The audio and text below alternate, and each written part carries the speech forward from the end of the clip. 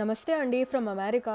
మిషిగన్కి transfer అయింది అని తెలిసాక మా ప్రొఫెసర్ ఏమైనా పెద్ద ఫర్నిచర్ ఐటమ్స్ ఉంటే మూవ్ చేయడంలో నేను హెల్ప్ చేస్తా అని చెప్పారు.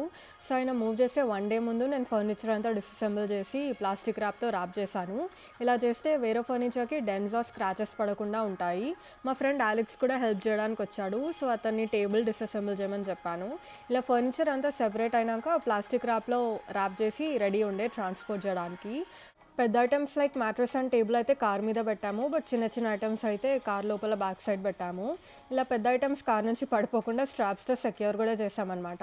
మా అడ్వైజర్ ఇల్లు just 10 minutes drive. So 10 minutes అవగానే మా అడ్వైజర్ ఇల్లు రీచ్ అయిపోయాక అతను స్టోరేజ్ పాట్స్ నుంచి ఒక పెద్ద పాట్ తెచ్చుకొని ఆయన ఇంటి లాన్లో పెట్టాడు.